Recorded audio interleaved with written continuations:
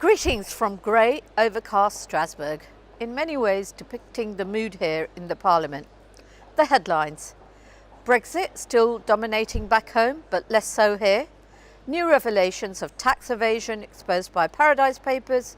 UK and West Midlands steel sector left in the cold by the Tories. Rohingya atrocities continue to shock the world.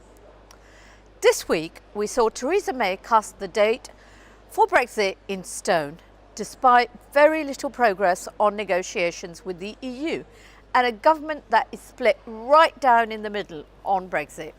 Her cabinet has been shaken by resignations from the left and right. Somehow Boris Johnson has survived by shrugging off responsibility for gravely damaging the case of young British mother jailed in Iran. Confused May, on one hand, announced plans to enshrine Brexit on 29th of March 2019, regardless of whether any deal to avoid a cliff edge has been achieved. But on Monday, she said she realised how important it is for business and industry not to face a cliff edge. They said taking back control, but this is anything but. The sham vote promised by David Davis won't give MPs a real choice between accepting the deal or sending negotiators back to the table. The odds on a no-deal Brexit are now 50%, with warnings that this Tory government is living in fantasy land. And all those promises of a quick trade deal with the US, they are backtracking across the pond. So we face a scenario: no trade deals and no free access to Europe's financial markets. And in the meantime, we have Paradise Papers once again exposing shocking levels of tax avoidance.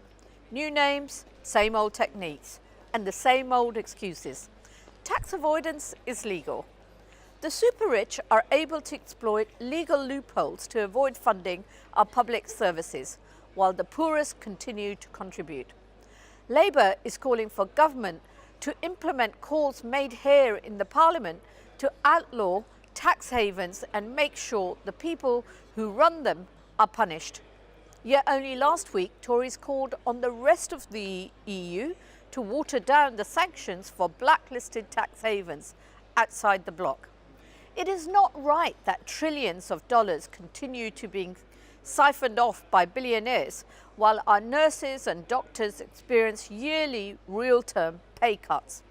I'm sure you don't need more examples of why the Tories can't be trusted with the economy. Unfortunately, here's another one. At the EU level this week, we're backing new legislation to protect the steel industry from the foreign dumping that put thousands of British jobs at risk. But the UK government has announced it is not planning to match these protections after Brexit, making the UK steel sector a sitting duck for cheap Chinese products. The government is turning a blind eye to warnings from the steel industry. This action threatens 260,000 jobs in the West Midlands alone. Now, I can't leave you without addressing one of the most devastating crises in the world today: the atrocities committed against the Rohingya community in Myanmar. More than 600,000 Rohingya have fled to Bangladesh since August, including women and children who have faced unspeakable violence. It's nothing short of a genocide. Last week, I organised a roundtable with the International Rescue Committee. They shared harrowing reports on conditions in the camps in Bangladesh and the need for more resources and technical capacity to meet the most basic needs of refugees, including water, sanitation, psychological support, especially for the many women who have been victims of torture and rape. Labour MEPs have written to the Chair of Foreign Affairs Committee to have this item back on the agenda once again. Now that's all for now. Until next time, goodbye.